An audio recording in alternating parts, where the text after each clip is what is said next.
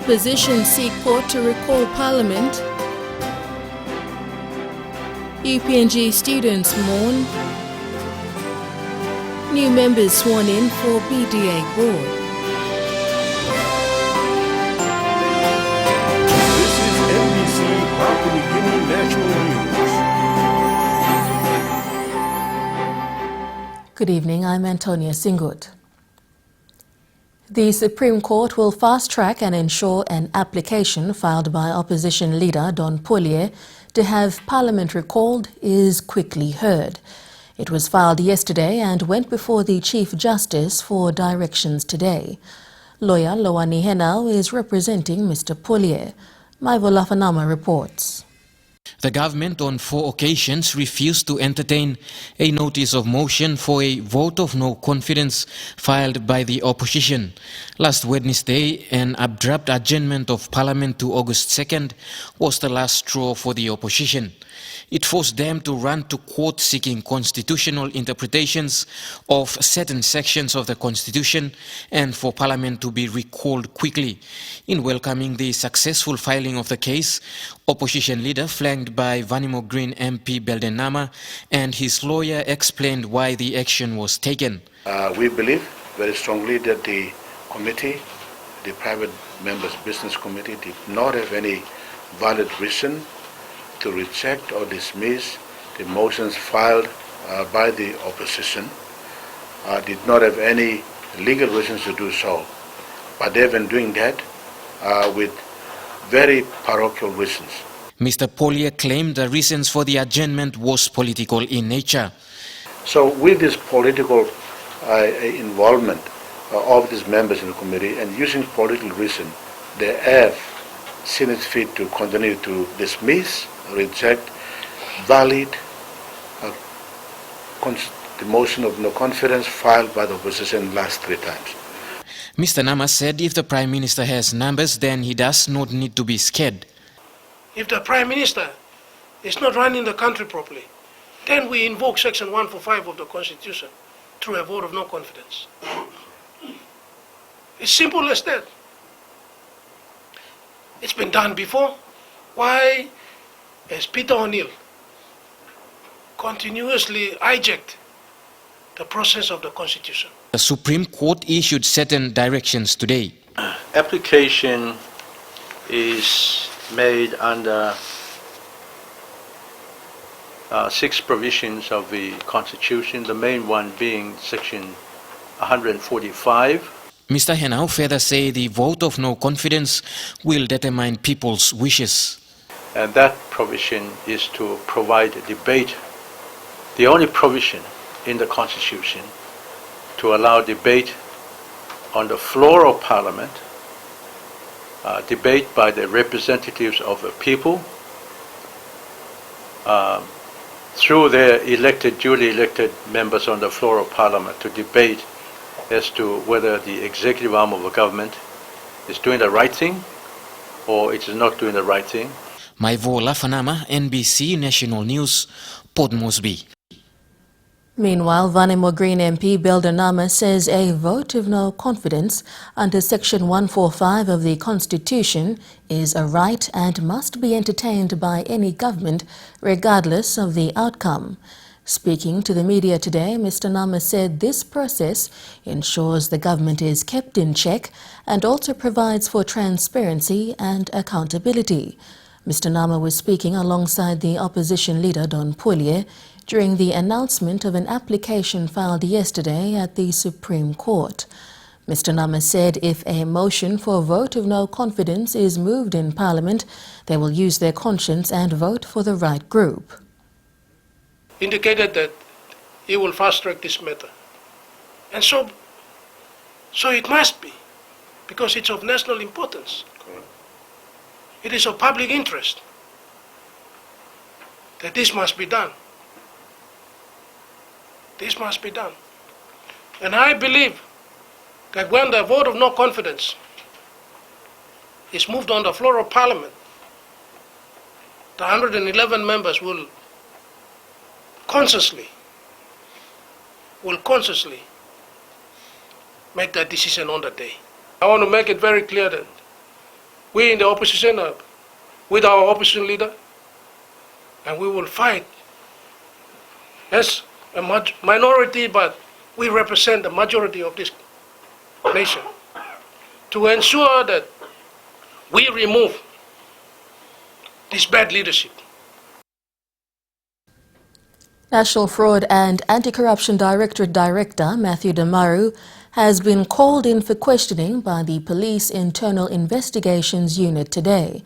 Mr. Damaru confirmed to NBC National News he is currently being questioned at the Police Internal Affairs Unit at the Badili Police Station. His questioning relates to the arrest of Senior Judge Justice Sir Bernard Zakora. Chief Secretary Ambassador Isaac Lupari says the 2017 general elections will go on as scheduled despite critics and rumours of lack of funds. He made this clear to give the public confidence in the government and to clarify the issues surrounding the state of the government's ability to conduct the elections. The Interdepartmental Election Committee, consisting of the Secretary for Finance and Treasury, as well as the Registrar of Political Parties, are having monthly meetings to ensure everything is set for next year. Ambassador Lupari says a subcommittee headed by Dari Vele of Treasury and Dr. Ken Nangan of the Finance Department will be responsible for finance and procurement for the elections. The centralizing of the procurement process will ensure the government saves costs, especially in terms of logistics and payment of service providers. Today we just had our monthly meeting of the interdepartmental committee that has been set up by the government to assist the commissioner and his people to prepare for the election and also to conduct an execution of the elections. I want to say that after today's briefing from all the working group and also from the commissioner, a plan is in place. A plan is in place, and I think I want to give that confidence to the public and the people of this country.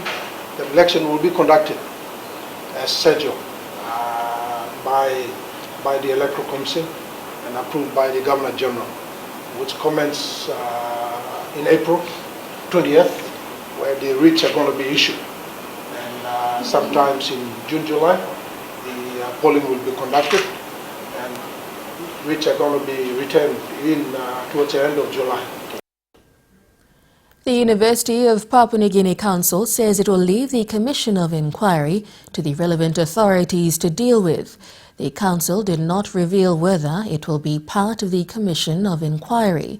Meanwhile, students are yet to resume classes at the Waigani campus. Esther Bralinwani reports.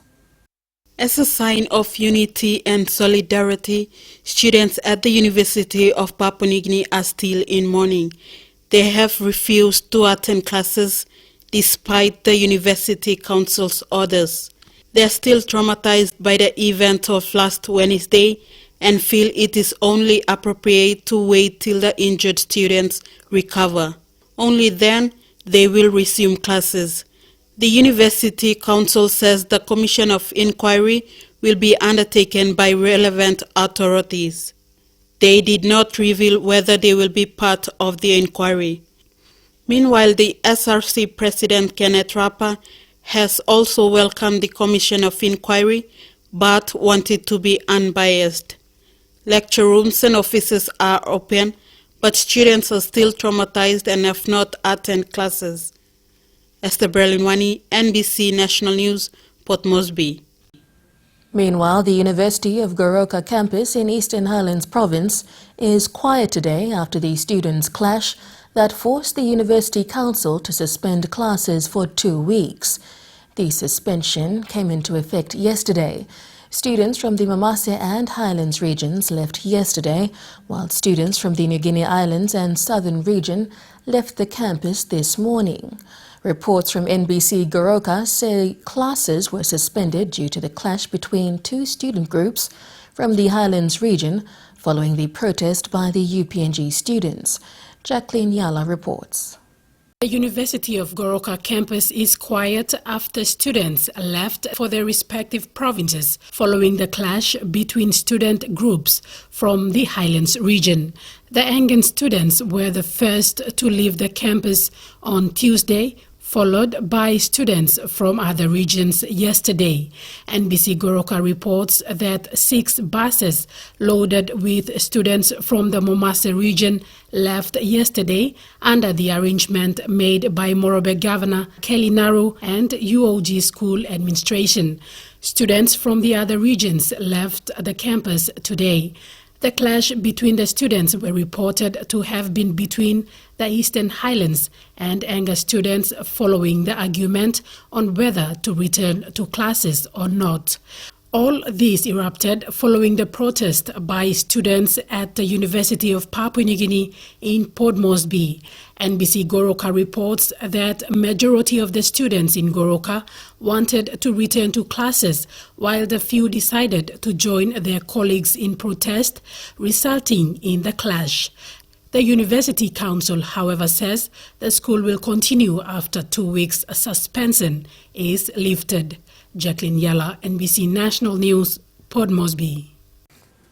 Away from the university saga, the new board members of the Border Development Authority, or BDA, were officially commissioned and sworn into office today in Port Moresby. Acting Prime Minister and Minister for Intergovernment Relations, Sir Leo Dion, officiated at the ceremony.